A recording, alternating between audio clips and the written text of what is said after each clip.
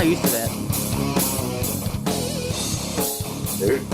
I love that we still use that intro to begin everything, but I'm still not used to it. I didn't hear any of that, dude. You didn't hear any? You completely cut out. Really? I didn't hear nothing. I couldn't hear you. I couldn't hear nothing. That's unfortunate. Yeah. Huh. So I didn't have to listen to Skinner? You didn't have to listen to Skinner. Hey, there was a good thing about a technical issue. It wouldn't be our podcast if it wasn't a technical issue. Yeah. Hey, Welcome in. A frown upside down. Exactly. Yeah. Welcome in to Save the Planet, everybody. As long as you all heard it, that's all that matters. Indeed. Welcome in. This is a week to kind of chill out, max and relax after one hell of a weekend. Indeed. Great weekend. My goodness, it was, dude, I'll be honest, I haven't had such an overall great weekend in so long. Like, I'll have good days, don't get me wrong. I also have a lot of bad days too, don't we all? Definitely. But when it comes to just like an overall from start to finish weekend, starting from Friday and ending on Sunday, this was like a top fiver. It was a great weekend. It was very good. Very good. Hey, how's it going?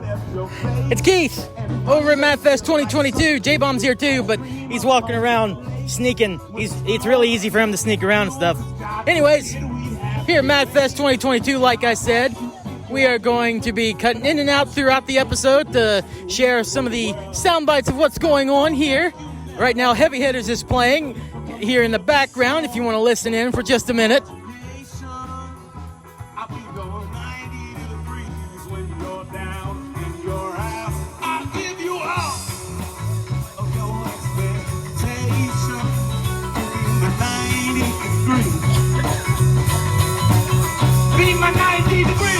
Still early on here at the MADFest, so we'll be cutting it in and out some more. Just keep listening to the episode for more awesome sound bites. Stick here. We got to hang out for the weekend. We did. It was fun. I got to see my boy.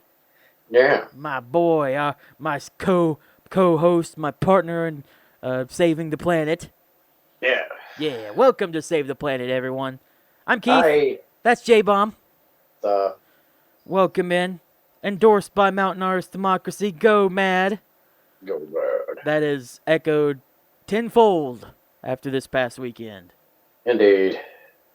What a time, dude. Oh my goodness.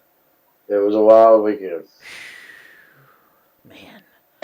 Hey, Patreon, thanks to Shane Johnston for continuing to be a one and only patron at the moment. Thank you so much for supporting the show. Love seeing you there at MADFest. It was really cool. Love you hanging out. I spent too much time with him and Skinner and everybody. yeah, because you came up here on Wednesday. No. And you were here all weekend up until Sunday. Yeah, I left Sunday probably about 1, 2 o'clock. Yeah, there was no way I was going to be like, you just get home, and then was going to be like, hey, it's time to do a podcast now. There was no fucking way. I would have told you to piss off. I know. And then yesterday, or technically we are a day late. Apologies for that, everybody. You're going to be listening to this on Wednesday. We were recording the night before, actually. So this is very, very fresh. But apologies for not having this up yesterday. Last night in particular, whenever we were going to record, to have it on Tuesday, I was actually feeling kind of sick to my stomach. And I also took a nap, so I told J-Bomb, just blame it on me being a narcoleptic. That's fine. We do it all the time anyways. Narcoleptic, yeah. So, but yeah, that's what happened. There was absolutely no way I was going to tell J-Bomb after the weekend that we've just had that, yeah, you better hurry your ass home and then we're going to do a podcast because, yeah, he would have probably told, like he said, he would have told me to fuck off and then we would have been upset. Yeah, I would have been upset. And I mean, honestly, dude, it just hasn't stopped for me still. You know, we're recording this on Tuesday, and I still have not had time to chill. Because, I mean, as soon as I got home Sunday, I dropped Pops off at his house, and went straight and picked up my kids and brought them home. Had to cook them dinner, get them settled. I mean, I didn't stop. And then got up Monday, went to work, grocery shopping, and all that. And today, work. Yeah. Also, Monday was football and cheer practice. Then today at work and mowing grass and football practice. It's just been non-fucking stop. I'll tell you one thing. I have had more time to unstress. I don't have kids. My job isn't that strenuous or whatever. So I have had some time to kind of relax and everything. But I'll tell you one thing, though. The adrenaline from how good the weekend was, if it's starting to sort of die down now, I'd be surprised. Because I'll tell you one thing. For at least 2 or 3 days, well, 2 days after, today not so much, I was doing the quote of, I might be tired as sleepier than a bear, but I'm happier than a pig in shit. Yeah. And I've still been riding that high from the week. It's been a natural high ever since then. And, yeah. I think it's just now for me starting to come down, but it's still there. I still both definitely feel tired, and I'm very, very happy about it. And we'll get into all this, madness, no pun intended. Total pun intended. Absolutely, yeah. As we continue on, but I want to ask you, how was your drive up here on Wednesday? So this is usually how was your week stuff, but I'm going to change it up a little bit. How was the drive coming up from where you live? It was good. I started out that day having to go to work. Yeah, you were busy that day. Yeah, I had to go to work. Usually I get pissed off when it's raining because a lot of my customers won't let me spray when it's raining.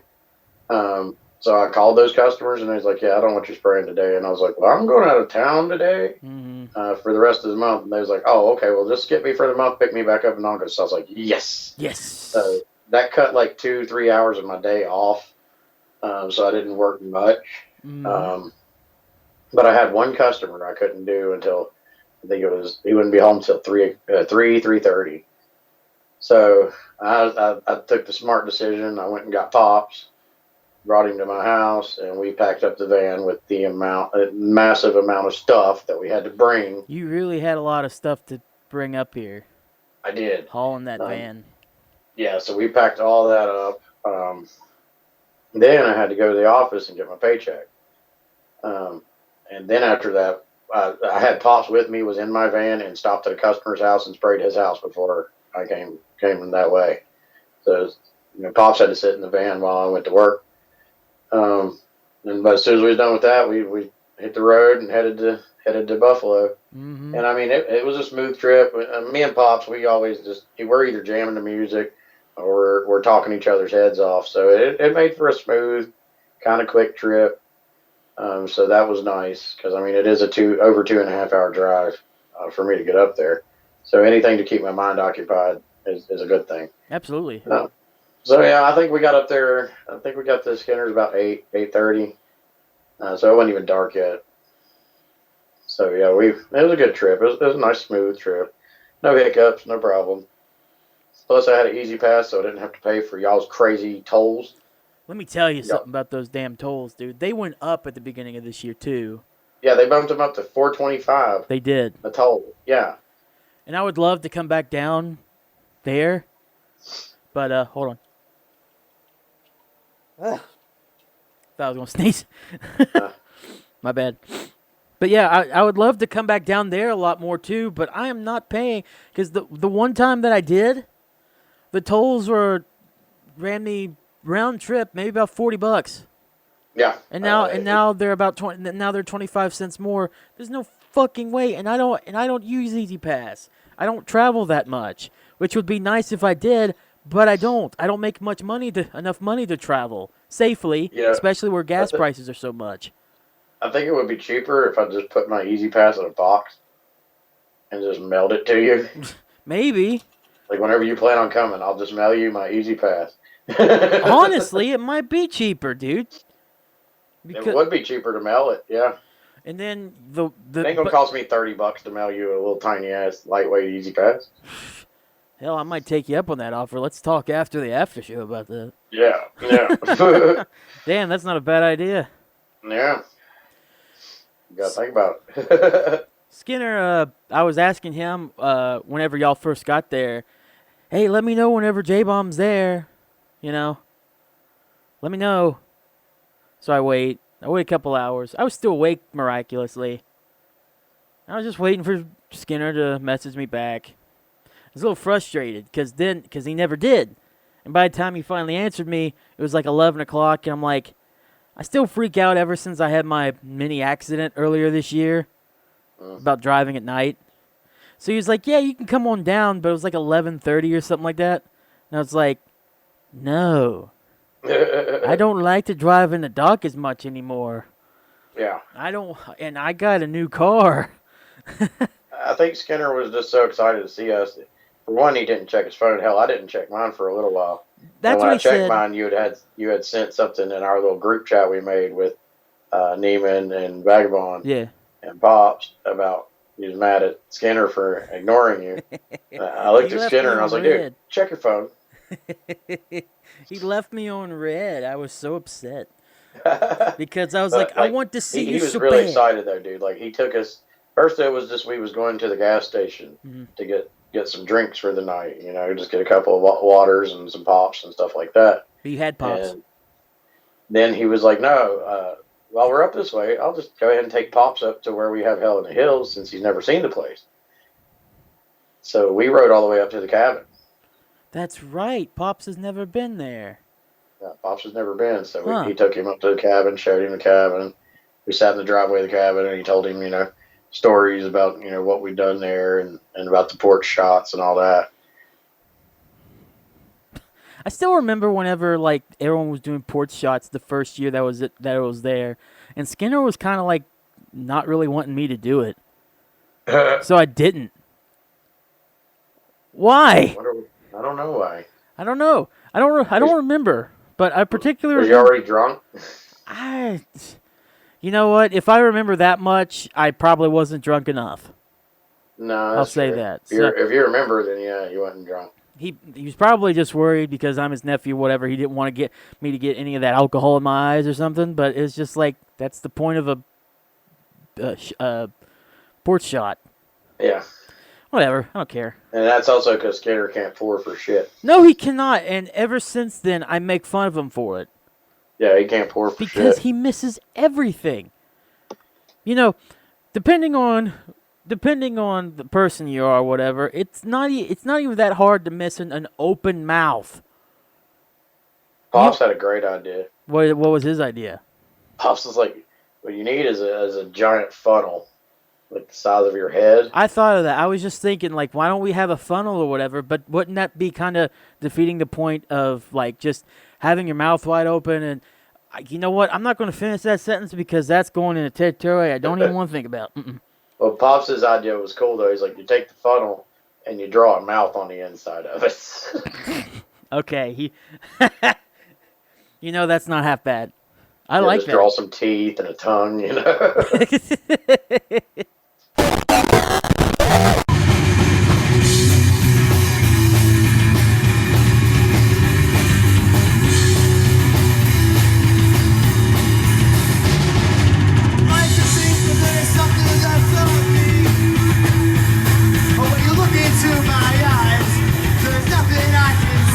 Pinky's Brains currently playing here at MADFest 2022. Back here again on the podcast. Hi guys, how's it going? Hopefully I'm not annoying you too much doing this, but if I am, tough. Just kidding. Just want to continue putting out there what we're doing here at MADFest. Like I said, Pinky's Brains in the background as I am talking. Got a lot of vendors, a lot of good food here. Just had some chicken tacos that were pretty friggin' great. So I'm hanging out here. We'll be back later on throughout the podcast, continuing to cut in here and there so you all can get somewhat of the experiences to what's going on. Be back soon. Can you imagine? I would do it really detailed too. That'd be really fucking weird. Get it detailed. Like, find somebody who knows how to airbrush it. Holy shit, dude. We need one of those funnels that has the funnel and has the long ass tube at the end. I like the beer bong. The beer bongs. Yeah, we need one of those. We do not Chopper need. has one that I've never seen one like it before. What's Like his it's just like? like a normal cup, Mm-hmm. but the straw is built into it. So like you can just pull the cap off the bottom of it and pull the straw out, and boom, you got a beer bong. No shit. Yeah, it's pretty slick. He needs to bring that up. He had it around his neck at Dog Days. Did you not notice it? I must not have. He had it on a lanyard around his neck. It just looked like a cup, unless he was taking beer bongs. Huh. I think by the time you got there, he was so messed up he wasn't drinking no more. He was far gone even when I got there. That's for sure. Whenever Connor and I got there. Dude, when I got there, he was feeling good. He was just feeling good in general. That. I mean, when I got there, he did 2 beer bongs back to back. So okay. yeah, That'll do it. That will. And then whenever you all got settled down or whatever, it sounded like you all were up for a long time too, every night. We were. Like, yeah, I mean, that first night, and I mean, me and Skinner both knew we had to be on the news Thursday morning. We had to be at the station by like 10:45. And, I had to get up that morning and take a shower, so I got up like 8. mm-hmm. And I don't think we went to sleep till almost 5. Wow. So, yeah, like 3-4 hours of sleep that first night. And then the second night was, me and Pops going to a birthday party that Holly and Shane threw for me. Mm-hmm. So I was there pretty late. And then by the time I got to Skinner's, I was buzzing really good because I bought me a bottle of Jaeger and drank most of it by myself. I mean, Breeder and them helped a little bit. But yeah, by the time I got to Skinner's, I was feeling really good. I barely remember getting to Skinner's. Oh my God. It was great having Pops. He don't drink, so I had a designated driver anytime I needed it. Thank God for you, Pops. Yeah. Or If it wouldn't have been deity for Pops, for you, I either would have crashed there or wouldn't have drank as much. True, fair.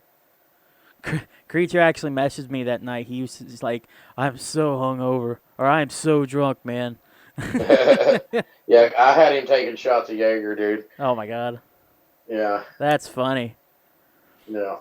I would have been there that day. I really would have, but you had to work. Though, I had to work. Yeah, my week wasn't over just yet. I still had a couple more days of working whenever you got up here. And of course, hey, we got to hang out Friday. We did, and that's what I was about ready to get to. But before I do that, how was going to that news station? I've been to the other news station I was trying to get a job at. I've never been to that one yet. I haven't even tried to put in applications or stuff for that. But that's probably the one I watched the most is WSAZ here in Charleston. Or was it Charleston y'all went to, or did y'all go to Huntington? We went to the Huntington one. Okay. Well, it's the same Charleston, Huntington area. It's the same news station, just a different location, right? Right. Yeah. How was going up there and doing that? How was that experience like?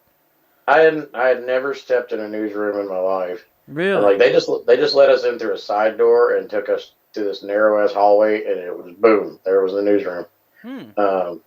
And they made us sit back, and we had to watch like 4 different other groups get interviewed first, and we watched them do like a cooking show. No, it wasn't a cooking show segment. It was like they had some kind of like weird like Bill Nye the Science Guy kind of guy that was up there, and they was doing like little science projects with some kind of hair dryer or some shit. So I mean, we got to sit back and watch all that, and I mean, I was like, this is cool, and I wasn't nervous at all sitting in that chair, joking around with Skinner and Pops. It was cool. Mm-hmm. But Skinner was on edge the whole time he was sitting there, dude. I think him being so nervous made me a little nervous about it. I can see that. Yeah, like I was cool. If he's not my used God, to... the longer we had to wait there, the worse he got, and it means the worse I got, Yeah. He's not used to being on TV or kind of stuff like that. And then us Martins, we love to overthink everything. Oh yeah, and if anybody watched that, you could tell. He overthought a lot. he was to be kind, he was going a little bit like 1,000 miles a minute. He was. Dude, he was starting to answer questions before they finished asking them. So I was having no room to say anything. Yeah, you know? you were just there, kind of. You said a couple things, but the interview that they posted from that news report, which is on their website, I believe, still, it was just mostly Skinner, and then you chimed in maybe at the end once or twice. I chimed in like 3 or 4 times. I think I counted them. Yeah, but like I knew he was nervous, but I didn't realize how nervous until we got up there. And when we sat down, like I was a little nervous because of how Skinner was, but like they made me feel less nervous. Yeah, people on news really know how to do that. It's like they know how to do their job. Yeah, she was like, well, they both were like, when we start out, you can be looking at the screens, but after that, forget they're there. Look at us. Just have a normal conversation with us. And I was like, sweet, Yeah. So, we started out with, all of us looking at the screen. And then after that, we didn't have to look at the screen no more. Right. But yeah, dude, I was about to answer the first question. And before I could speak a word, boom, Skinner was on it. And then the next one, boom, Skinner was on it. And I was like, oh, fuck. So I ended up just being that guy that would add things in that he was forgetting. Like, he'd forget to say something like vendors, or he forgot the address at one point. Like, I was just the one sliding that stuff in on occasion. And then I think the most I got to talk was I brought up the speakers, that we were going to have. Yeah, I remember that. And like Skinner was about to bring him up, and I cut him off and just said it. Yeah, because if you wouldn't have said something, you wouldn't have gotten anything at all said. Yeah, I would have looked like a little fucking stuffed animal just sitting on the couch, just chilling. So I mean, I had to say something. Yeah, little stuffed Jay. You were been better off just put little Jackie in there at that point. Yeah, just put him in the chair and walk the hell away. If it was Skinner, okay, I'm not gonna lie. I wish you would have done that. God. You know how funny that would be just to see my uncle on TV and there's just a little bomb puppet there. And I still have my microphone on in the back. Your voice is little Jackie in the background. Oh my God! If they would allowed you to do that, oh man, I would watch that new station every day. I wouldn't turn it off. I wouldn't turn it off. That would be great. That would be great. I would have retweeted that video from now until the day I died, J-Bob. The day I died. Yeah. Man, that would have been excellent. I think the most I got to slide in besides that was I did bring up, that was a good thing to bring your family to. We had activities for the kids and, the music, the vendors. We had everything for everybody to enjoy. And that was about the most I got out. Everything else was just Skinner going on and on and on and on and on and on and on. Everything else was kind of, a smile and wave kind of deal. Yeah, like the penguins on Madagascar, like just smile and wave, boys. You ended up being the princess at the ball. Yeah. Now, before we got there, I did throw the idea at Skinner. I was like, what if we just put me on your lap and we draw lines up by my mouth like a ventriloquist dummy? And I could just sit on your lap through the whole thing, and you could just have your hand on my back and like just act like you're, be the greatest ventriloquist ever. Which he thought was the most hilarious thing. God, man, but just imagine if it was cool. But I told Skinner, I was like, we do this next year, we're gonna have to come up with a back and forth here, Yeah, because you ain't taking up all this spot. Yeah, I would have. He needs family. And I mean, you know how Skinner is anyway. He's a very talkative guy. Yeah. He's very talkative. So, I guess getting him on something like that, he was, like he told me before we went on, he's like, dude, you're only up here for a couple minutes. He's like, but it feels like an eternity. And I believe when he got up there, that's the way it feels to him because he's just rambling on and on and on, I mean, yeah, I was going to be like, yeah, I guess it is, but I can tell you from experience, like, it's not. Like I don't have experience when it comes to like actually being at a radio or a TV station, but being on radio and then also going to school for this stuff and actually kind of being on a school-wide TV broadcast that goes on the air. Yeah. It's not that bad. I mean, he just overthought it a lot. I was a little nervous too. Mm-hmm. I just wasn't as nervous as Skinner. Yeah, that's fair. Which is really crazy because from the sound of it, he was more nervous and jittery about that than he was about MADFest. I think he was. I mean, I think MADFest was just. He told himself he wasn't going to stress MADFest, and he didn't. I was so proud of him. Yes. Like, he let everybody do their job and stayed out of it, and only was involved when needed to, and it kept his stress level at a minimum. And he was cool as a cucumber that day, dude, and he had a blast when he got up on stage. Hell yeah. So before we get into Friday and Saturday and then your return home, let's talk about Save the Aftershow. Woohoo. So for $3 a month, you get access to each and every episode of Save the Aftershow that we do on the PDY Patreon page. That is about 23 episodes if you're including that one. Okay, 22 because, once again, still haven't uploaded that one that I said I'm going to make available for free. I suck. Slacker. Shut up. You're lucky I woke up for this. True. Patreon.com/ITSPDY. Go and listen right after this episode. Patreon.com/ITSPDY. Become a patron today. Join Shane. Become another patron. $3 a month. He's all alone. Give him some company. Absolutely. It's just $3 a month, and you get to listen to every single episode that we've done so far, and that we will do from now on. Indeed. Also, go check out the highlights channel. It's not brand new anymore. It's been out for a couple weeks, but it's the Save the Planet podcast highlights on YouTube. We have 7 shorts. They're all shorts, by the way, so less than a minute videos. You're not going to spend that much of your day watching us, which is understandable. I wouldn't. No, I wouldn't either. So they're just about a minute of your time, but we have 7 of the 10 bands that played at MADFest. A little snippet of each and every one, including Heavy Hitters, which needs to get watched more. I thought Heavy Hitters, I'll talk about it more whenever we get into it, but Heavy Hitters really impressed me. Got Heavy Hitters, dude. Heavy Hitters, Sever the Wicked, Pussy Attack, and of course, the headliners, 5 Star Rebellion. All these are available, along with us talking, if you really want to hear that. I don't know why you would. Just highlights of the podcast on there. Save the Planet podcast highlights on YouTube. Go search that up. Also, after the podcast.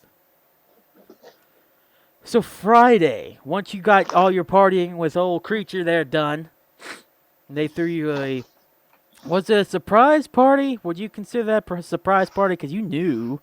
So it's not really coming. All right, so it's not a surprise party. It was a surprise. The people that showed up, I didn't expect that many people to show up. Really? Yeah, I mean, Lulu showed up. Breeder, Weevils, Mad Hatter, Thumbelina, Cab. Mostly that was it. But I mean, that was a whole lot more than I thought would pop up. You thought less would pop up than that, dude? I'm surprised more people didn't pop up. And I know I would have been there if I could have been. Well, I mean, it was a Thursday. People got shit to do. It ain't the weekend yet, so I didn't expect people to be able to make time for that. On a Thursday. Thursday's close enough, dude. Come on. True. And it's you. When are you ever in hillbilly territory? It's not. There wasn't a lot of people wanted to see me. Yeah, exactly. It's not often that you're here. No, and again, twice a year usually. Exactly. So again, well, with Nationals meeting, it's like 3 times a year. I would say about 3 or 4 times a year, because you have been here one other time this year earlier, because you had to do something with patches, I think. Yeah, I had to come up on New Year's Eve and pick up patches. Yeah, so you get less than a literal handful of times. Yeah. So we got to take advantage of seeing your ass whenever we can. That's true. But Friday night was for the boys. Indeed. Was for the boys. So here's what happened. We gathered over at your place not your place. What the hell am I talking about? Over at Skinner's. It was you, Pops, Cousin Connor, Neiman. Skinner had to go pick up the monster. Yes. I came in after work. We were originally going to go to this coffee place and that didn't work out. Yeah, we didn't leave soon enough. Yeah, it was. I thought honestly it started at 8, so I was like, well, if I get there at least by 7:30, yeah, we'll be fashionably late, Yeah. but we'll still get there. Connor tells me it's at 7. Fuck. Yeah. So we're like scrambling to figure out what the new plan is, and then Vagabond tells us, "Why don't you just come up to my place and we'll figure out something to do from there?" So we go up to Vagabond's place. Really nice place.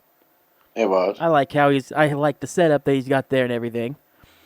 And so it is a very nice setup. Yes. And so they tell us that there's a pizza place that's kind of just like a house. So let's go eat. So we went to go. A little mom and pops, It was called pizza restaurant. It's called Lola's, I believe. Yeah, it was Lola. Dude, I swear, for at least the first couple of minutes, I was uncomfortable as I don't know what going into that place. Because, no shit, it felt like a house because it literally was a house turned into a pizza place. It was. It was a house turned into a restaurant. There was no it just looks like a house on the inside. It actually is like a legit pizza place. No, it's like you have someone's freaking family photos up there. I felt like I was coming to dinner. Like they pulled the couch out and put it in tables. It's totally, exactly.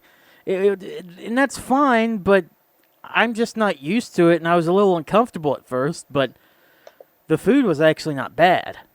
The food was good. Those meatballs were awesome. Oh, my God. Honestly, I think it would have been worth it more just to get a whole tray of those meatballs. That pizza, Indeed. While that pizza was good, those meatballs impressed the shit out of me. The pizza was good. I mean, it was better than a lot of, like, your big chain pizza places. Well, yeah, but those aren't like... You can tell that these are homemade type pizzas. Yeah, it had like the little tiny pepperonis, like the old Chef Boyardee pizzas had on them that you used to make with your grandma when you was a kid. Yeah. You know what I'm talking about? Yeah, I know. Yeah. But like you can tell like because those big chain pizzas, yeah, they're made there, but those like sauces and stuff are already pre-made and everything. You can tell that if that sauce was made that day, I would be surprised. Yeah. I wouldn't be surprised. Excuse me. They probably made all that sauce, made all the ingredients that day, and it tasted really good. And yeah, the little pepperonis were really cute. I'll say, I went to New York and had New York pizza, which is the best pizza on the planet. But there used to be a restaurant down my way that was around for a little while, and it was called the Crazy Tomato. And they were from New York and brought down their New York recipe. Dude, it was awesome. I hated when that place shut down. Oh, it shut down? Yeah. Fuck. We can't have nice things, J-Bomb. Now, there is another one they opened up. I believe it was one of the owners, because there was like 3 owners of that place. And one of the owners opened his own little place here around us. And it's almost as good. It's better than a lot of your normal chain pizza places, but it's still not as good as the Crazy Tomato. But it's even called Queen's Pizza. So yeah, it's still got that New York kick to it. I'm trying to think. I haven't been to a lot of like ma and pa type shops in general. Yeah. The only place that I can think of that's sort of like that is a pizza place. It's in Parkersburg. We were going there for a track meet. I might have already mentioned this on the podcast once before. We were going there for a track meet back in high school, and I remember myself and like 3 or 4 other shot putters, because let me preface this by saying this is later in the evening. Like, they're still doing a bunch of meets and stuff, doing a bunch of running events. There's a lot of schools there. Shot put and discus was done within the first hour. We've been sitting there for hours, and we couldn't go home because we had to ride the bus home because we were like an hour or 2 away. So we got bored, and we found out from our friends who had went there before their running events, and they actually got in trouble for it. We didn't. That there was a pizza place across the road from the high school. It was actually not bad. Nice. So, sneak out. I think we did sneak out of the event but I feel like it wasn't like really sneaking out. I feel like people knew that we were off the premises. Yeah, like you wasn't trying to like be all secretive like Splinter Cell getting the hell out of there. Exactly. I don't feel, to this day, I don't feel like we were actually like being quiet. Like, we weren't saying anything. We weren't like showing to our coach like, hey, we're leaving. Because we would have definitely got in trouble. Yeah. But I don't think anybody particularly said like, don't you dare, or stopped us. So you can't do that. Exactly. So we left there and we went across the street and we went to this pizza place. I remember that pizza being really fucking good. That was, what was it? Probably 2010, 2011. So there's a possibility it might still be there, but it is over a decade since. So anytime I think of like pizza in like Ma and Pa, or even just more local pizza that's not, Domino's or Pizza Hut or something, I always go back to that because, first of all, I was with a bunch of people that I liked because I liked doing track and all that stuff. So it reminds me of a time during track that I liked. And two, the pizza wasn't half bad. Hell yeah. I don't think it's the best pizza in the world because, honestly, I can't fathom what the best pizza I've ever had is. Because, honestly, when it comes to stuff like that, unless it like really sticks out, like something about it really sticks out, it's out of my head with it like after I eat it. Yeah. Like, because it's so recent, I remember that pizza that we had. But like, I went to Pies and Pints like a month ago, or less than a month ago, which is in Charleston, and it's a pizza place too. Like, it was good, but it's already out of my head. I don't really remember the flavor. It doesn't stick with me. So it has to I will say, like, New York pizza will stick with you. I feel like it would. That or Chicago. I feel like I'd like Chicago more because it's deep dish, and I like deep dish pizzas.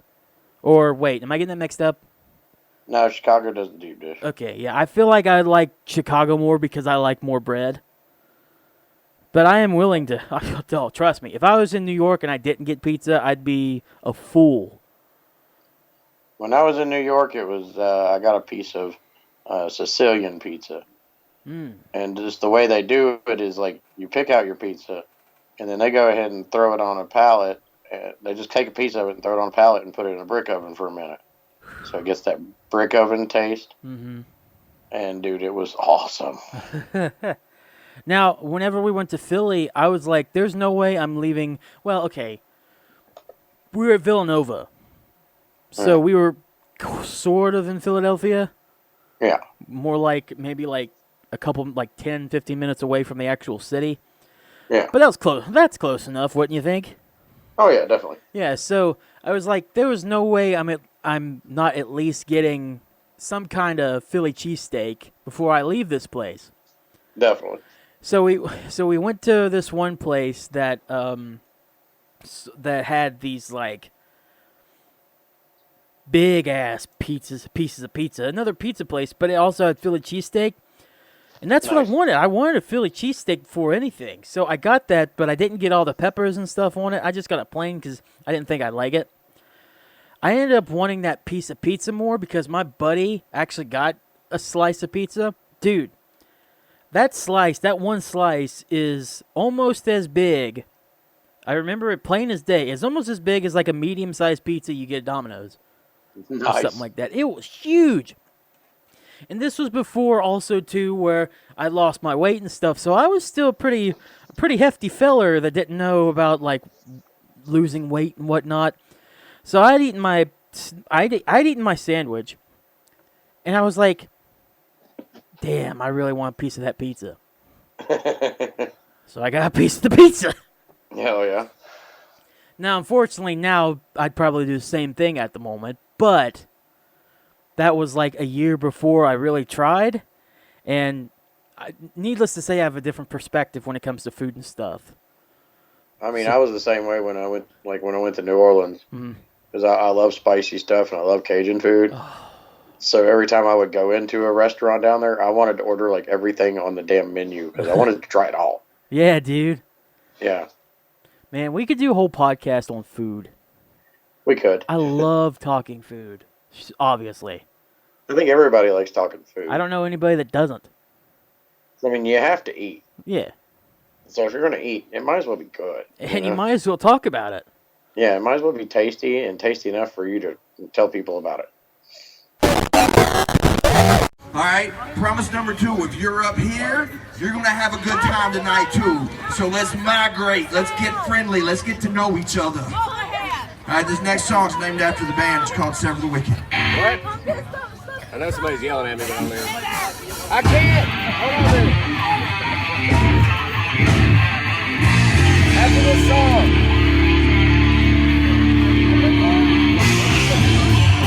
Sever the Wicked up here at MADFest 2022, cutting back in here on the podcast, letting you all know that people have finally started to arrive. It's a little bit later on in the day, getting close to evening time now.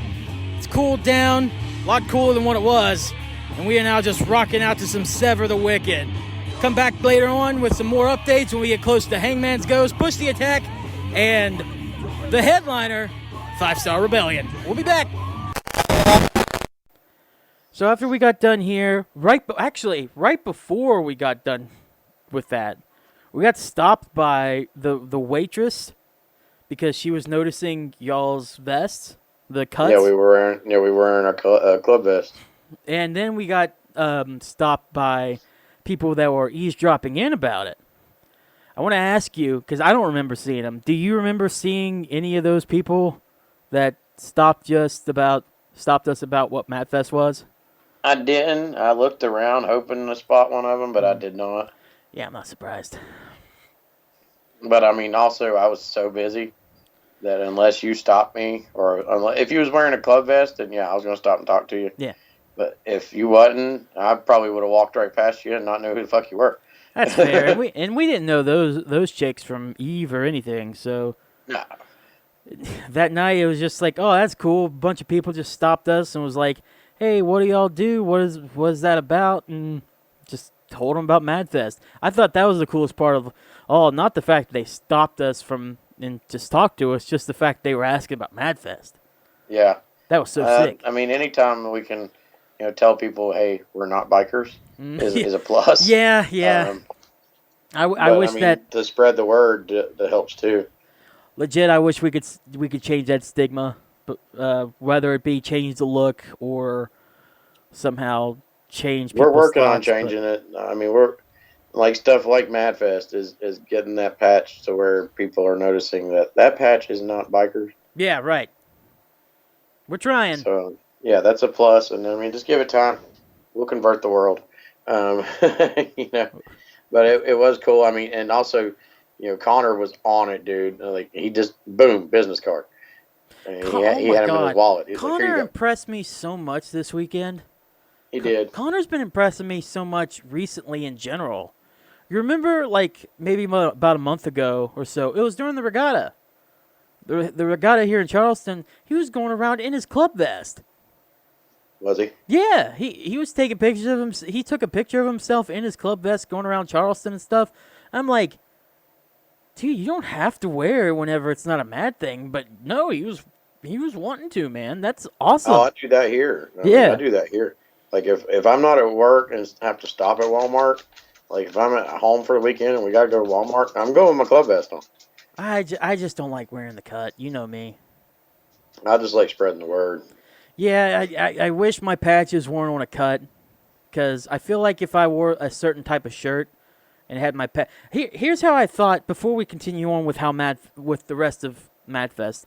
I want to just do on this little quick aside here, but I was thinking about this, and I think I would wear a shirt with patches if it was like a long sleeve. If I could wear it almost like how a NASCAR driver wears their like fire suit. Gotcha. Like you'd have like the MAD logo near your chest.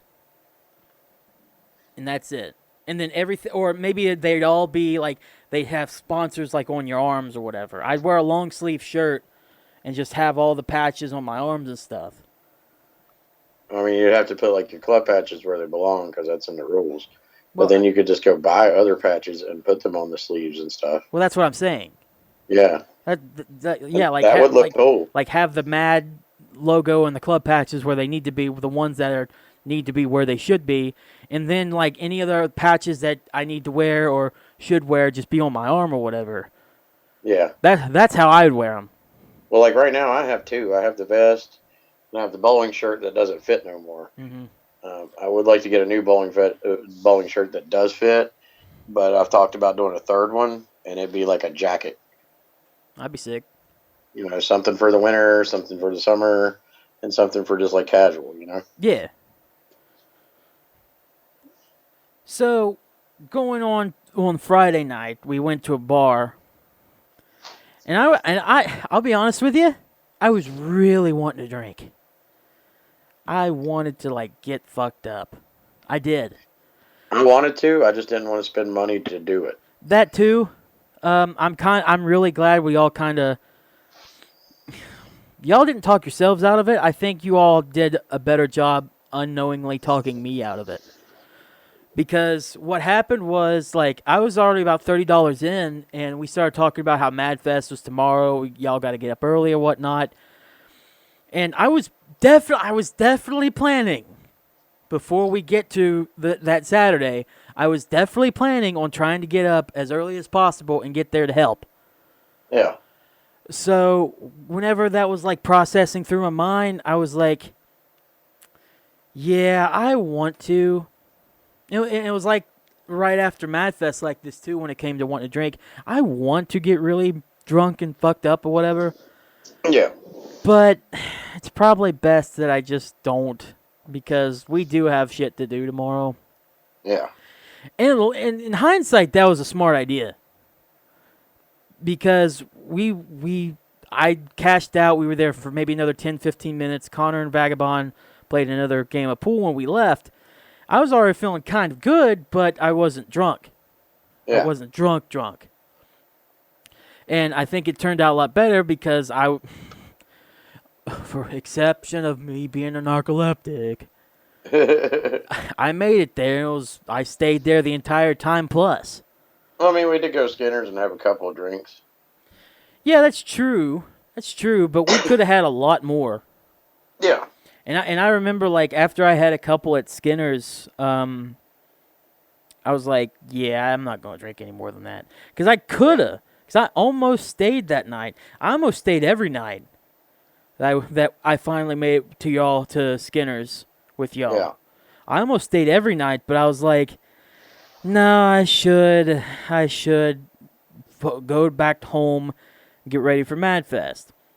So that night I ended up staying up late anyway. I ended up staying up with Connor talking shit till like 4 o'clock in the morning. Yeah, you all were up late every night. Yeah. So that's not that surprising. whole time. That whole 5 days I was there, I maybe got like 3 hours of sleep a night. You know. So I wanted to, but it was just like I always found a reason not to. Yeah. So the day has come, MADFest 2022. You all are up there setting up and everything, and I'll tell it from my perspective first before you tell your perspective. Okay. So it's around 8:30, 9 o'clock, and I wake up, and I look at the time, I'm like, oh, sick, I didn't, like, oversleep or anything. I'm really happy. I couldn't set up as soon as it starts, but I can be there for the entire 10 to 10, and I can be there to help anybody else that needs to set up. Awesome. Yeah. I get my pants. I'm about ready to start getting ready because it's almost 9:30. I sit back in my bed and I lay down. Boom. Back to bed. Went back to bed for 2 more hours. Woke up. It was like 11:30. I'm like, fuck. J-Bomb messaged me. Are you asleep, you fuck? Or something to that extent. Yeah. I was like, yeah. I think it was more of a "where you at, fucker." It was a "where you at, fucker." It was. Yeah. What a shock. Last year I did the same thing, but it was a little bit more forgiving for shit that was going on. This year, no excuse for me. I fucked up. Well, last year we didn't have much to set up. That's true. We didn't have our own banner, you know. And this year, you know, I kind of brought props for our table, like, you know, with little Jackie and the microphone and the headset and stuff like that. Yeah. So we actually had some stuff to set up. But I also wanted to be there to help anybody that needed help setting up too, and I wasn't there. So I was like, Okay. I did all that. Yeah. I was like, if I'm not going to be here for the setup, I'm going to be here for the breakdown. Yeah, and you were. Yeah.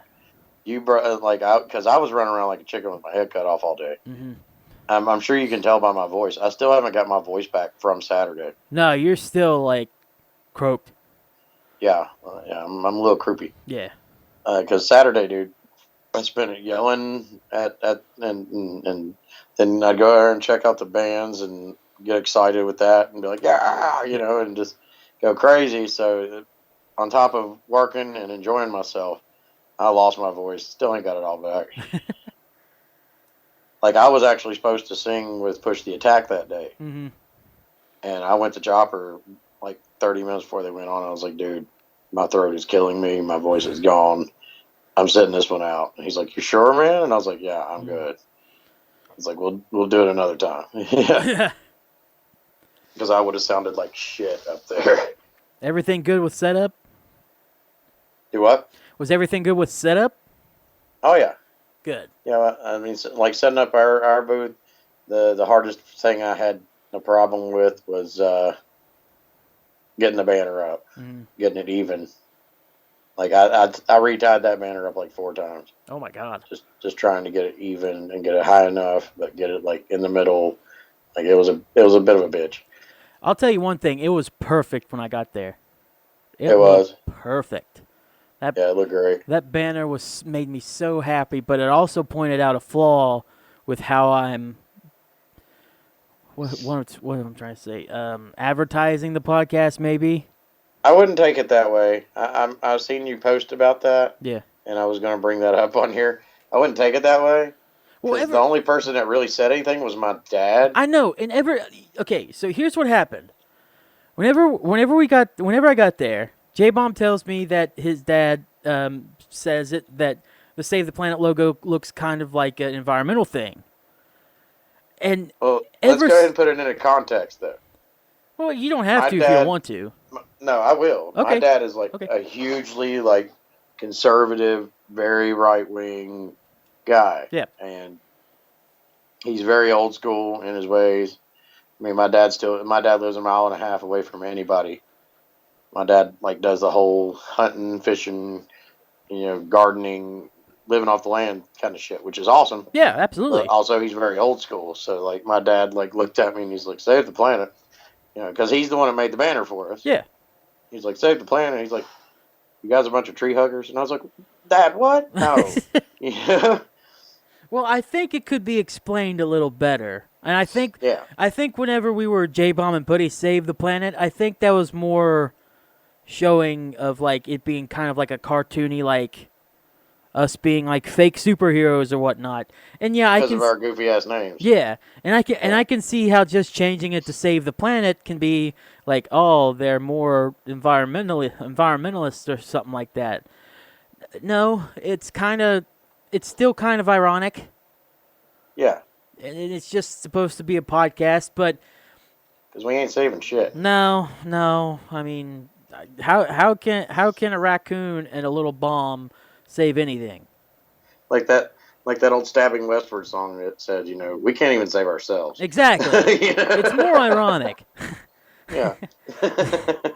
So I thought about changing the logo a little bit, but man, that banner looks great.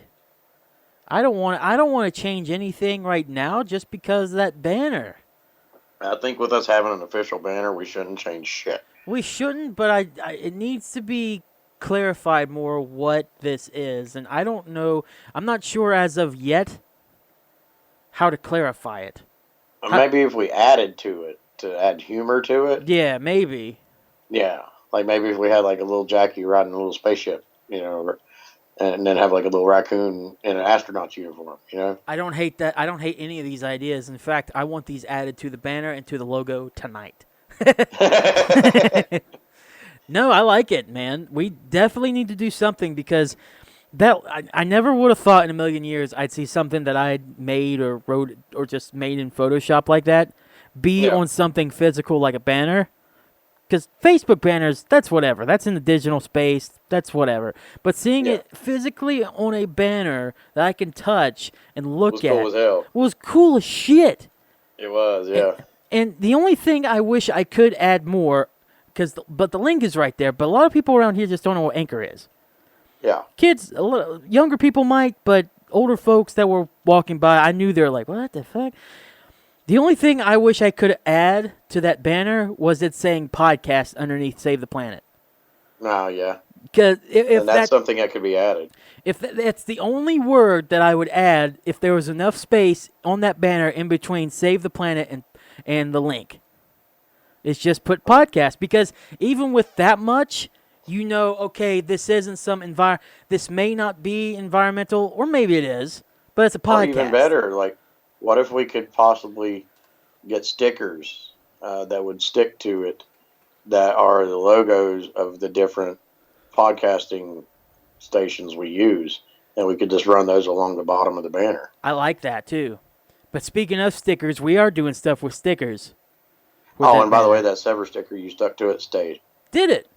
Yes. Yeah, so halfway through MADFest, we decided that we were going to put different band stickers that we endorse or that we like or whatever on the banner. And so I got one for Sever, I also got one for Picky's Brains, and I also put in one for World Suicide Prevention, I believe. Did you put one in there? I didn't see it yet. They were in your little Jackie bag. I haven't unpacked that tote yet, dude. Okay, you'll see those whenever you do. Okay. So whenever we need the banner again, we're going to also try to put those stickers on there as well. But I like also putting the stickers of the different podcasting apps too, like Google Play. Yeah, we could save that for Google the bottom. Podcast. And I'm sure if we hit up them and be like, yeah, we're doing we're podcasters on your thing. Is there a way we can maybe buy, or you could send us a sticker for our banner that we use at events? I'm sure they would send fucking a care package. Either that, or I'm sure that you can find stickers of like Spotify online somewhere. Yeah. Because they don't care because you're sharing their brand and you're using them. That's what I'm saying, yeah. Yeah, so. That's why I think if you was to hit them up personally, they might just send you stickers because that's more advertising for them. I'll have to look into that, honestly. Yeah. I have to. All right, we're beating around the bush when it comes to this. We have to talk about how each band did. Last year, I'd love to talk about how each band did. Last year, I will say that the band that impressed me the most was Push the Attack. Yeah. They're the band that impressed me the most, and I think when it comes to who did the best, From what I hear from last year's MADFest, a lot of people that talked about last year's MADFest said Push the Attack is what got the show like pumping. Yeah, so got everybody picked up and ready to go. I think Push the Attack was both the most impressive and the best. Yeah. This year, though, I think the most impressive was Heavy Hitters. Honestly, dude, that's it's my so opinion. hard to pick. I know, because there's a lot of people that did really well. A lot of bands did really well this year. It was very hard. It's very hard to pick because each band brought their own thing. Yeah. And not another band could copy that, which I got to give credit to. I guess Skinner was probably the one that set up the lineup in the end. I got to give credit there because the different varieties of music is what made MADFest really cool. Yes. When did you get there? Right before Heavy Hitters, I believe. So you missed the Switch. Yes. And that there was a couple that did like an acoustic set. They both did very well. The Switch, I'd never seen them before, and dude, they were cool. Like really? They're a bunch of real young kids, and they got a really good sound and a lot of energy. So for them to open it up was really cool. Like I'd never seen them before, but I'd been told. Well, you remember when we interviewed 5 Star, they told us the Switch was awesome. Oh, they did. I remember that. Yeah. Yeah, and they were right. The Switch was cool, man. They were really cool. And then the couple up there doing the acoustic set, they had very good voices and could play those guitars like crazy. Mm-hmm. And then after that, I believe was Heavy Hitters came on. That have to been whenever that couple was up there. That's whenever I probably got there. Probably. Because I remember it really like starting to focus on what was going on when Heavy Hitters first started. Yeah. So, yeah, I believe that's whenever I was first getting there was with that couple. Breaking back in with more updates of what's been going on here in MADFest 2022 right now. We have former guests on. Push the Attack's up playing right now. Let's listen to them for just a few minutes.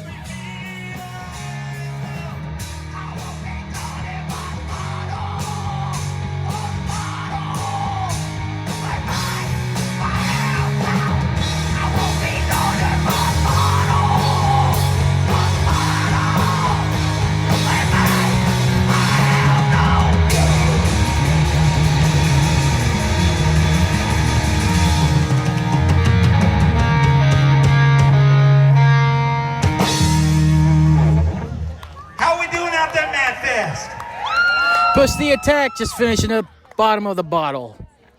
We'll be back with more in just a few minutes. And yeah, heavy hitters, dude. I saw him last year at MADFest for the first time, and then this year's MADFest made the second time I'd seen him. Mm-hmm. And dude, they never disappoint. I mean, no. they're awesome. Honestly, I really think from my opinion, anyways, they were the most impressive to me. When it comes to the best, that's a little different this year. I think the best 5-Star Rebellion was really good. 5-Star was awesome. Fuck. Hangman's was awesome. Hangman's was really good too. Skinner and the guys were on point. Yeah, they that were. Night. Even though I did call out Skinner after the event, because like a lot of their songs, like I know it by heart. I've seen Hangman so many times. I know most of their songs by heart, like lyric wise. And Skinner screwed up on a few lyrics. Did he? Yeah, he did. That's and funny. He admitted to it later. He's like, yeah, I totally did. And he's like, I was hoping nobody caught that. And I was like, well, for the people that never listened, yeah, they didn't catch it. I was like, but me, I caught that. But even though he messed up a couple times, he made up for him. Like he fixed it. Man. So it was he pulled the rock star thing and was able to correct it. And make it better. So they put on a good show. Sever always puts on a great show. Sever the Wicked tore it down. And I loved it how at the end when they were about to be done, Travis knew he was done singing. He just hopped off the stage and started jumping around with the people up front. He did. Sever knows how to play with the crowd. They do. Travis always has his little, we're going to have fun tonight, but you'll have a whole lot more fun if you get up here. That little speech always gets people going. It's really hard to say between you talked me into Sever. I thought Sever is always really good, but I was trying to compare him to 5-Star, and I just thought the last three did better. No, fuck it. Sever did amazing too, and they had the plus of involving the crowd a lot more too. Yeah. So God, I mean, Push the Attack. It was different from last year. Last year they had a different singer. Mm-hmm. This year it was the one and only Mr. Chopper on the microphone, and that was something I heard a lot of people talk about. Yeah. People that seen Push the Attack last year with the one singer and now seeing Push the Attack with Chopper was like, holy shit, Chopper did really good. Chopper did do really good. For him to be, he was the bass player of the band. For him to drop bass and turn that over to Nate and pick up vocals was a big step for him, but he did it good. He did it right, and he sounded awesome. I think there was only one song from Push the Attack that was like, okay, I can tell this was made for a different singer, but he didn't do bad with it. Yeah, I mean, there's a couple that, their original singer wrote that became fan favorites that they just kind of have to do. Yeah, yeah. And when the band broke up, they had an agreement that those songs don't belong to one person. Right. They belong to the band. So they kept doing those ones that people had that demand for. Mm-hmm. So they had to do them, but it was an adjustment for Chopper to be able to figure out how to do them because it wasn't stuff that he wrote. Yeah, but whenever they play Bottom of the Bottle, though, oh yeah, it still sounds great. I mean, Bottom of the Bottle is what gets everybody going. Yeah, absolutely. Everybody likes that song, and I'll tell you right now, just from talking to the guys, and I'm sure that's how it goes with a lot of bands, is like their big famous songs are the ones that they hate the most. Because everyone wants them to play it. Yeah, because everybody wants them to play it, and they've played the crap out of them. Yep. And it's got to the point where it's boring. They don't want to do it no more, you know? I can see it. That makes a lot of sense. They've actually told me there's been a couple of shows that they haven't done it. Really? Yeah, they didn't want to do it. They weren't going to do it, and they didn't do it. I don't blame them. And after the show, some people was like, "Man, I really wish you'd do it, Bottom of the Bottle." So now they're kind of just they have to do it. You know? I'm really struggling, man. I can't say Heavy Hitters was the best one, even though they're the one that I can't pick a best one. Yeah, I really can't. I can definitely. Each band brought their own thing. Like Forever Yours. Yeah. Forever Yours is a band from down here that I could have seen like a month ago at Helheim, but I had my kids with me, and they were the last band going on. And by the time they were about to go on, my kids were wore out. You know, we'd been to a wedding that day, and then came there. So it was rough for us to be able to stick around. So they were done with it and wanted to go home. So I missed out on watching them. But seeing them at MADFest this past weekend was cool, you know. Hurl Brickbat was even really good. I liked them. Hurl Brickbat was great. And we got to see Hurl Brickbat Friday when we went to that bar. They put on a 3-hour set at that bar that night, and then got up the next morning and went and did MADFest. That was it. I did not realize that. Yeah. No shit. Yeah. Well, that was sick. Yeah, that was the band that was at the Parrot when we went. Hey, big ups to them. That's impressive. Doing a 3-hour set and then playing MADFest for about an hour. That's huge, man. Yeah, them boys. But you can tell with Forever Yours. I mean, not Forever Yours, but with Hurl Brickbat, they have fun doing what they do. They really did. That's a group of guys you can see while they're on stage. They're having a blast. The short that I posted with the main lead singer, also like jamming out on the guitar, I'm just like, oh man, you can tell he's just having one hell of a time, dude. Yeah, and that's the thing that makes Heavy Hitters how good they are, because Heavy Hitters is full of energy. Yeah, they were their all lead over singer the place, is bouncing around, having a good old time up there. Yeah, and those guys, I mean, they're a funk band, and you can tell they are funky as hell. Yes, they are. Yeah, they are up there having a blast, bouncing around. You know, they're having fun, and that's the definition of funky. You know, you got to be up there enjoying yourself. Got to have that energy, and dude, they have it in spades. I was trying to think of whoever else might have played, but I think Pinky's Brains was pretty cool. Pinky's Brains, yeah. I must have never missed seen Forever Pinky's Brains Yours before. Do what? I must have missed Forever Yours. I Did think you I miss did. Forever Yours? I think I did. I don't know where. I mean, I was there, obviously. That was when you did the store run. Was it? Okay. Yeah. Because I was like, why did I miss Forever Yours? Yeah, that was when I did the store run. Yep. Yeah. That was when you had to go get change and get me some cigarettes. Yeah. But I also discovered that Mountain Dew has a pineapple Mountain Dew. So it was a plus. But dude, like Pinky's Brains, I didn't expect that out of them. I'd never heard him before, and honestly, I'm not a punk fan. I'm really not a big fan of punk. Mm-hmm.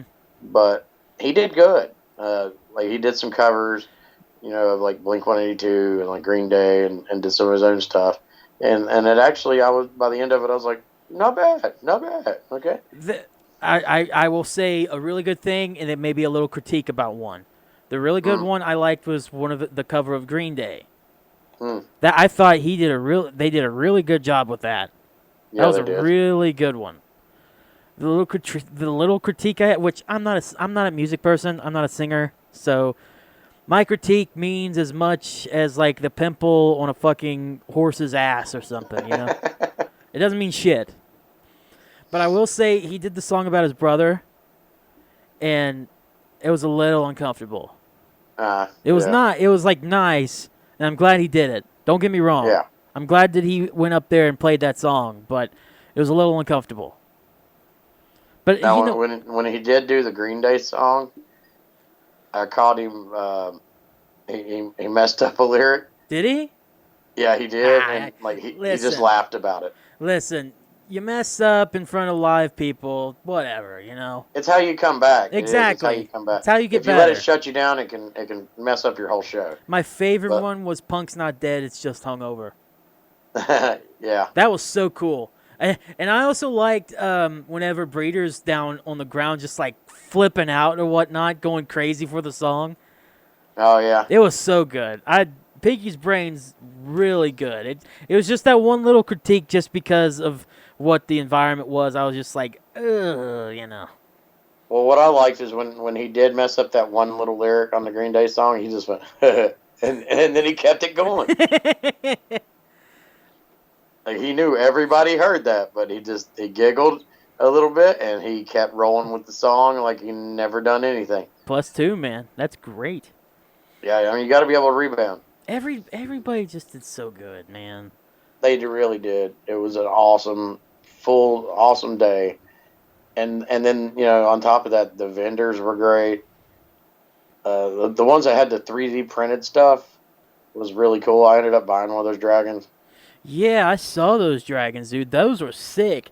They're wicked. I'm not a big dragon person. Like I don't know if I've explained it on here before. Like that's a big reason why I have never like really gotten into Skyrim and stuff.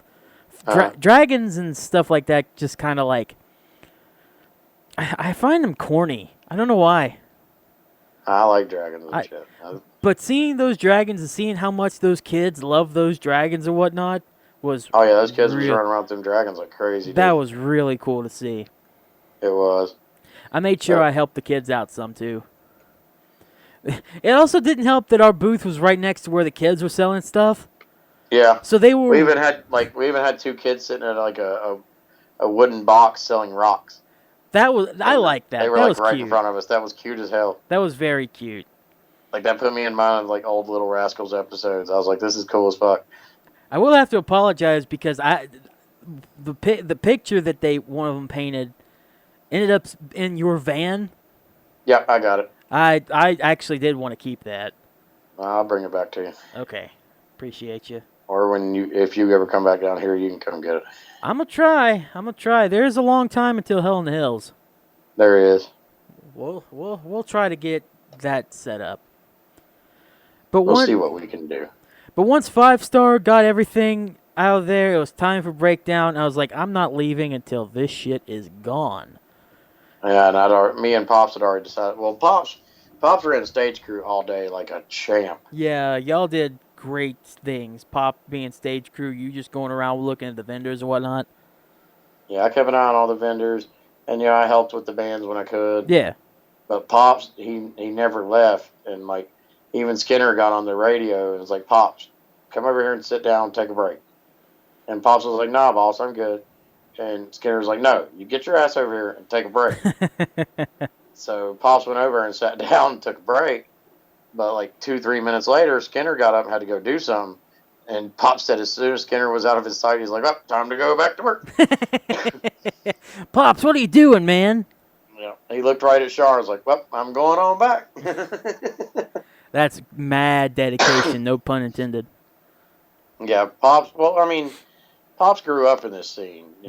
Pops used to play drums for a band that actually toured the country. Yeah. And, he's used to that environment and used to doing that, and it's nothing to him. He's on point. So he just had a blast working. That's awesome. And I do got to give a shout out to one Mad member. I did catch doing something pretty kick-ass. What? It was during Sever the Wicked set. The drummer, John, his hi-hat messed up. It loosened up and went all the way down, and he's supposed to be like that. And he looked over at the stage crew, and he's like, "Help." And dude, Gump ran straight up there, and within like 30 seconds had that hi-hat fixed and John right back on track. Awesome. And I don't even think anybody noticed it happen. I would have never noticed it happen if I wouldn't have been standing there and seen John going, "Help." Yeah. Like it went off without a hitch, dude. Gump was on it. I want to mention that Skinner finally told us how much was raised from MADFest? I knew that night. You knew that night? I did not know that. Yeah. We raised $500, which Indeed. is awesome, for mental health awareness. That's so sick. Oh, and even a cooler thing is Mad Kids raised $200. What the fuck? That's so rad. Yeah. Wow. Awesome. Yeah. That makes me, dude, okay. That makes me, I'm over the moon with that much. Yeah. Mad Kids, hey, dude, they're killing it. I know They were over there selling, tie-dye T-shirts that the kids had made. They were selling paper, like made paper out on the spot. Yeah. And then they'd paint it. That was so cool. Yeah, it was cool, man. Then them kids busted ass. I even made the joke. I said, you know what? Next year's MADFest, we just let the kids run it. Yeah. See what they do. Yeah. First band be a kid band. Yeah. That's not actually a bad idea. The funny thing is, down here, we have a kid band in Virginia. They're called The Plan. And, I mean, all these kids are under 18. Like, one of them, I think he's like 13, 14. His bass is bigger than he is. But, dude, those kids rock like hell. And, like, they even do a song with Mindy from Dying Oath. Really? When they play live and Mindy's there, Mindy goes up and does a certain song with them. And they've even recorded it and put it out. But, yeah, those little dudes are badass, man. That's awesome. Yeah, you'll have to look them up. Yeah, they're called The Plan. Check them out. We need to have a band like that here in Hillbilly territory. Well, I seen where the kids are actually touring with a band. They're touring with Artusia and somebody else. They're going to actually go on tour. What in the world? That's sick. Yeah. I couldn't imagine being a kid and going on tour or whatnot. Yeah. It's beyond my realm of comprehension. And the thing is, it ain't just because they're kids.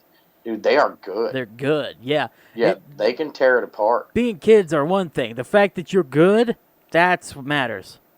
Being kids is marketable. Yeah. But being good at what you do and being kids, the sky's the limit. That's sustainable. At least until you hit 18 and nobody gives a shit anymore. Yeah, exactly, Yeah. Them kids going to learn real quick.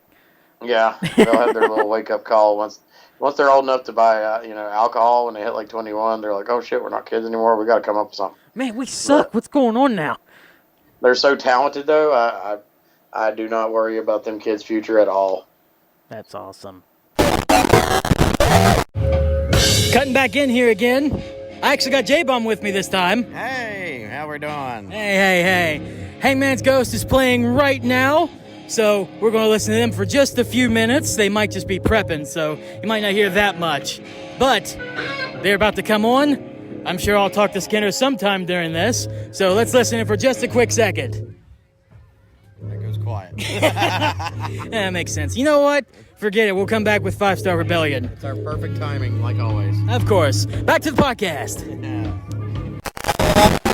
We ended the night after teardown was completed. We went back to Skinner's house for a little bit.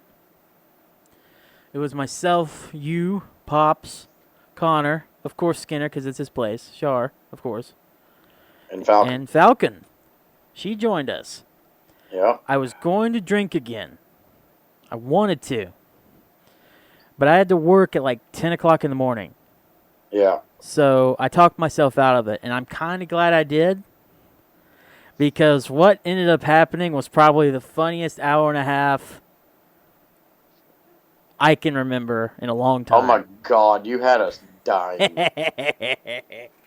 Me and Pops talked about that on the drive back. It's like, my God, Keith was relentless. Because I knew what you all were doing. Yeah. Wink, wink, nudge, nudge. Yeah. And it's really easy to get you all laughing in that state. Well, it's really easy to get us laughing in that state when it's you. When it's me, yeah, in 'Cause general. I've told all of them, I'm like, this is why I do a podcast with this guy every week. He will get you laughing your ass off. So in the perfect person that I could focus on to make you laugh the most was my uncle. Oh yeah, and you was giving him hell. Oh my God, was you giving him hell? That was so funny. It was brutal. God. Like, we were dying, man. I tried to switch it on to everybody. Like, I don't know. I'm still getting used to Falcons, so I only did it to her like once or twice. But the fact that it was my uncle, I kind of knew like where I could go and what I could say. Which Well, like, at this point, the thing is, like, a lot of times he didn't have comebacks for you, so he would just like direct it towards me. yeah. So then it kind of turned into like you was messing with him, and then I was too. So like you would have thought that Saturday night was a Friars Club roast of Skinner. Because oh my God, were we busting his ass? I was sober. I want to point this You out. were. I was sober, and I wasn't. and I had my fuck you socks on. Yeah, your fuck you sock. Oh my God. I can't remember what he asked you about your socks. And he was like, look, this one's my fuck sock and this one's my you sock. And we were like, oh my God. I don't remember. Like, what was the context of that? I don't remember. Skinner said he was trying to mess with you about your socks. Like, I don't know if it was that they were pulled up.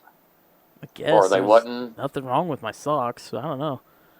So. Or it might have been he asked you if you was actually wearing the same socks. I think that was it. He was asking if you was wearing the same socks or if each sock was different.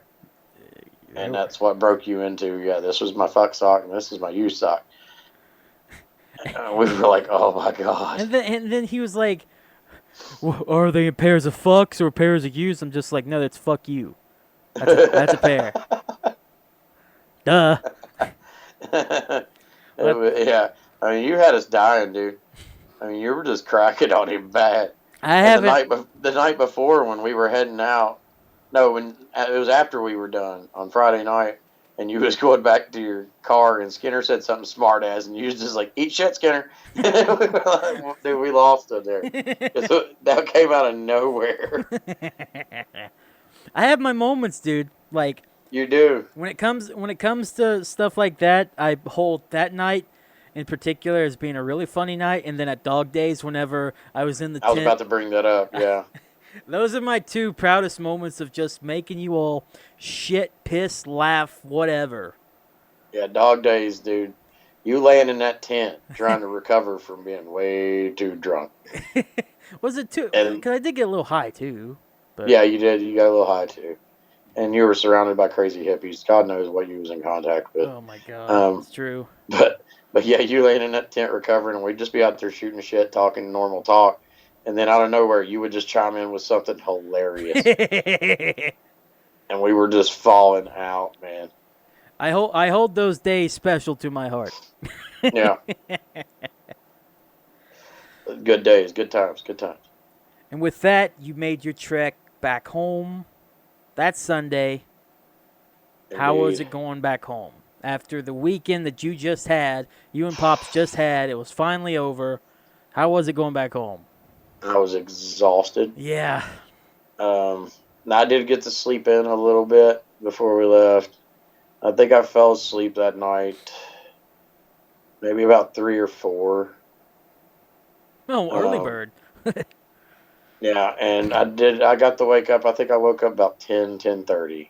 So I did get to sleep a little bit. Well, that's good. Hung out with Skinner and Connor and Char for a little while. I think we left about 1 or 2 o'clock. We stopped in Marmot. Oh, Marmot, yeah. To get something to eat. And at first we was like, oh, yeah, we'll go to Wendy's. No. We got to Wendy's. That place was total anarchy. Really? There was a line of cars around the drive-thru, and then we walked in because we was going to go in and eat. You know, I just wanted to eat. I didn't want to drive and eat. I just wanted to sit down and eat. I was tired. I didn't want to do all that. We go in there and do the line inside. It's just as bad. Oh, my God. And I look, when I'm standing at the counter, I'm next in line to order, and I stood there for like 5-6 minutes, and nobody even looked at me. And I looked back in the kitchen, and there was like 12 people back there all looking confused as hell. I was like, oh, my God, this is a bunch of newbies, and they just got to rush, and they don't know what to do. Ugh. So I'm guessing that town isn't too active. But No. for some reason, this day they were, and they didn't know what to do. So I looked at Pops and I was like, dude, do we really want to stay here and deal with this shit? And he's like, I'm good to go somewhere else. And there was a Long John Silver's like right next door. So we went there and had a nice little fish and chicken meal there and talked and tried to chill. Nice. And I ain't gonna lie, I had it intended to ask my ex-wife to keep the kids one more day because I was planning on coming home and dying. Yeah. I wanted to come home and sleep until Monday morning. You know, sleep from like 7 at night to like 8 in the morning. You know, just get like 12, 13 hours of sleep. Just get some sleep back that you lost. Yeah. But I believe we've talked about it. You know, I had my kids for a while my ex-wife was recovering. My ex-wife still hasn't like fully recovered. So when I called her and asked her, I could tell like she was miserable with the idea. Mm-hmm. And I was like, you know what? I tell you what, never mind. I'll come get the kids. Yeah, don't worry about it. Yeah, don't worry about it. I'm not going to deal with that later. So yeah, I dropped Pops off. You know, we finally made the long journey back, which by the way, it took everything in me not to fall asleep on the drive back. Like I kept feeling my eyes getting heavy. Lord. So I just like, I turned the music up or then I would like just start talking to Pops about random bullshit just to keep a conversation to keep me awake. And I even made the joke one time. I told Pops, I said, you know, I'm just going to take a nap. Let me know when we get there. And I was the one driving. So God. that was interesting. But yeah, we made it back, and I went and picked up my kids, and like I said earlier, came home, made them something to eat. Even though when I picked them up, my ex-wife was like, "Oh, they already had dinner. They're good to go." Yeah, they was at my house for 30 minutes. I'm hungry, so Yeah. I had to make them all something to eat. And finally, I got them to bed. I think I got them to bed about 10:30, and then I proceeded to try to sleep. But I guess I've worked myself so much throughout, you know, from the time I got there Wednesday till Sunday getting back here, Mm-hmm. my body was like sore and hurting. Ooh. So I really didn't sleep much Sunday night. I kept waking up. Like I would wake up and just my shoulder would hurt, or you know, I'd just feel uncomfortable. And you know, you'd think me laying in my bed for the first time in 5 days that I'd be like, you know, gone. Because I slept in Skinner's office in that chair that has the little footstool. Yeah, The whole not time some I was up comfy there. bed, not even some makeshift bed or whatever. It was just a chair. It was a chair with a footstool. Yeah. And my little ass, you know, I was able to lay out completely on it because of the footstool. Well, not like stretch out. Like I had to, you know, kind of fetal position to some bitch Right. for 5 days. But, you know, I made it work. But you would think me spending 5 days in that, I'd be ready to come home and get in my bed and be dead. And it didn't work like that. I guess my body was just so like sore and still kind of hyped up from adrenaline that I just could not sleep Sunday night. Yeah, I can see that.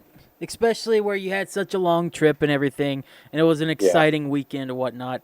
I can see that you probably didn't finally get a good sleep until last night. Last night I slept decent. I still woke up a few times, but not as many as Sunday. But me, I'm kind of an insomniac anyway. Yeah. It takes me forever to fall asleep, and then I wake up 3-4 times a night just out of nowhere. Mm-hmm. That's just like how I always am. It just was kind of amplified Sunday night. Right. Because Yeah. of everything that went on. So I wonder if tonight will finally be, crossing your fingers, tonight finally be the night where you get a decent amount of sleep. God, I hope so.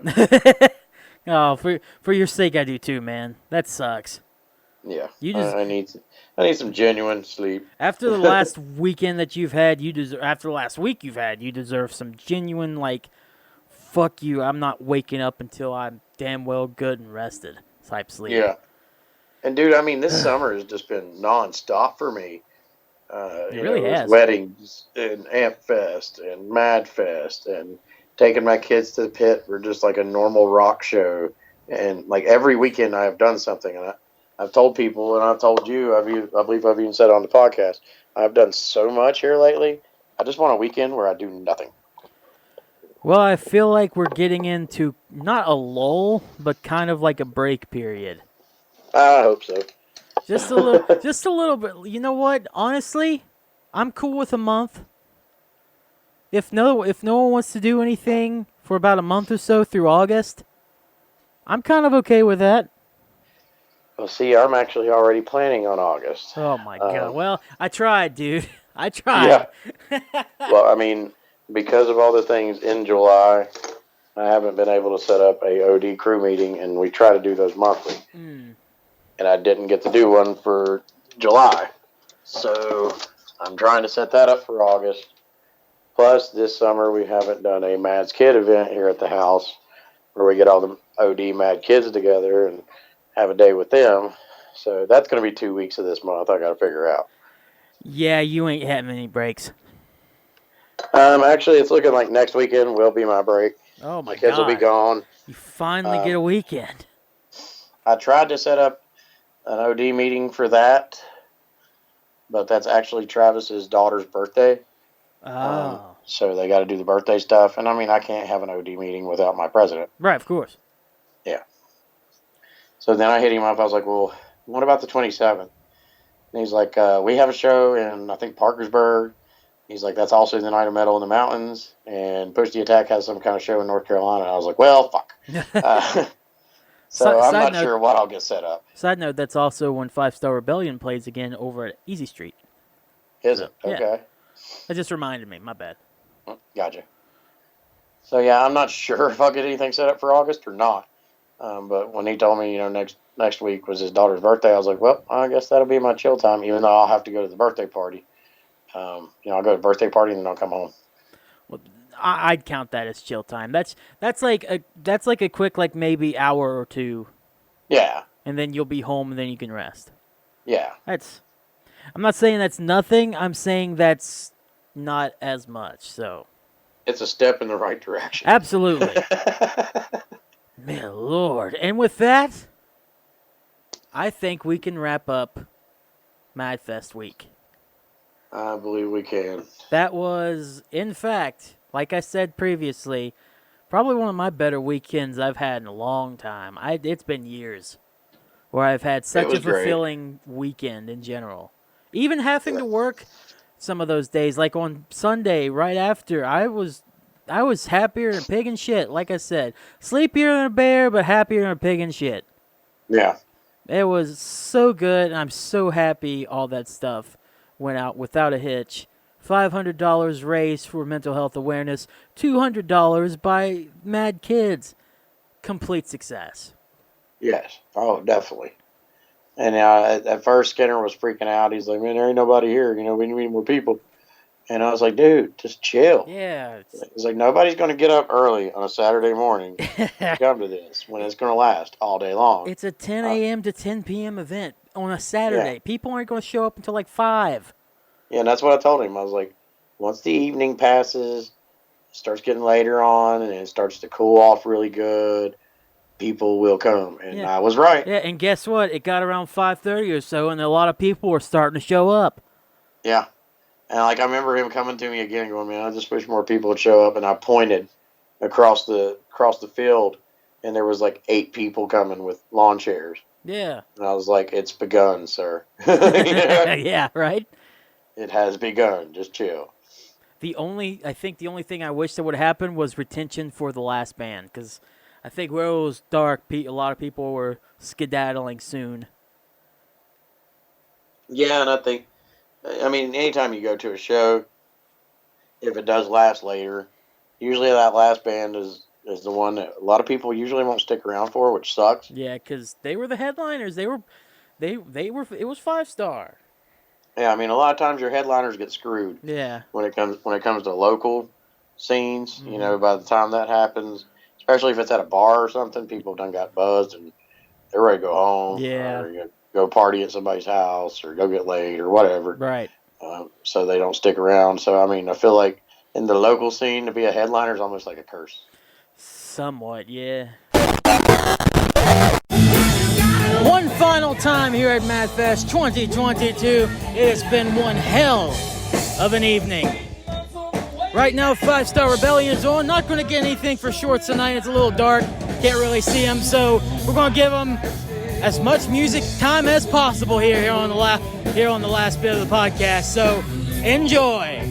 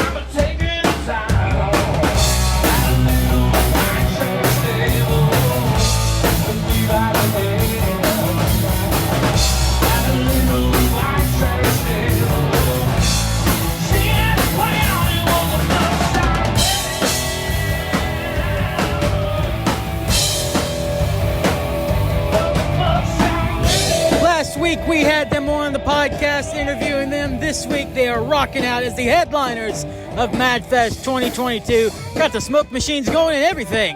Thank you all so much for listening. We're going to continue on where we are at. Enjoy the rest of the episode.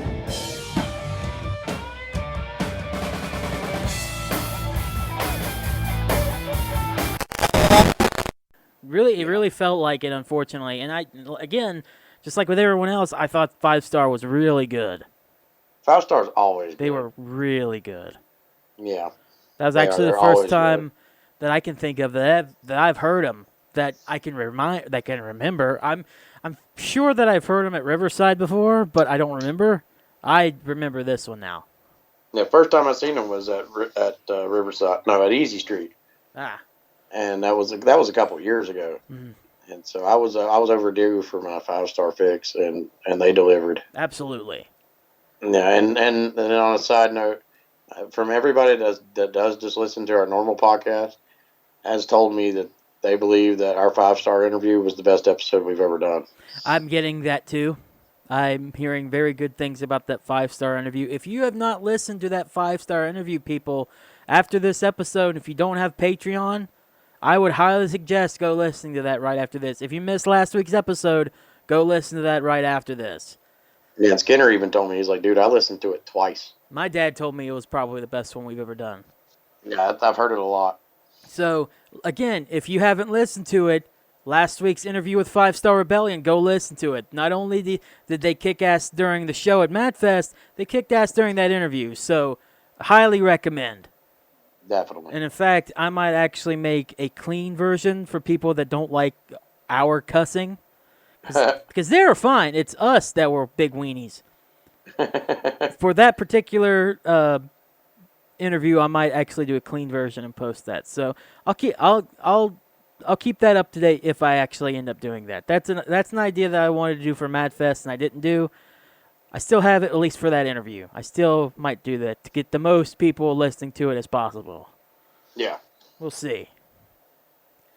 Well, hey, let's do some shout-outs here. It's getting pretty late. We're an hour and a half into the episode. What an episode it's been. What a weekend it's been, man. Yeah, it's been insane. First shout-out is not the Twitch shout-outs. Person came up to our booth and wanted us and asked us to keep these cards at his booth because he bought a keychain for MADFest, and he said, in exchange, do you care if we keep the cards on your booth? And I was like, yeah, sure, we have no problem with it. And I confirmed it. It's cool. And I just thought, it'd be kind of cool to just mention it. Mention him and mention what their card says. So this was Joe Walker of the Rock Ministries. You can go to rockministrieswv.com. They are based out of Nitro, West Virginia. And I believe they help out a lot with you're going to have to this is right off the cuff. I'm trying to remember exactly all that he said that they help with, but I think he's kind of like a counselor, just helps. Counselor. Yeah, thank you. Yeah, he's basically a counselor for people that need it. So, again, that is the Rock Ministries. Go to rockministrieswv.com. They're based out of Nitro, West Virginia, and the man's name was Joe Walker. See, I'm not sure if I should give out phone number or whatever. I feel like that's not my place. But go to the website. That info is probably there. Yeah, definitely. Yeah, so just to cover our bases in that, just in case. I won't give out a phone number, but the website, one more time, rockministrieswv.com. I'm sure they're a big help. Definitely. Twitch shout-outs again. Now, I have to get on the Riggs for this. He gave me a lot of shit for both always mispronouncing his name, or his Twitch name, and the fact that I don't say it's him. Yeah, he did. He gave me a lot of shit for that. By the way, we did an interview with Riggs with Wildcard 42. Wildcard 42 on Twitch. Whenever that gets posted, I will make sure to share it on the Save the Planet Podcast Facebook page. So you can also go there and look at that.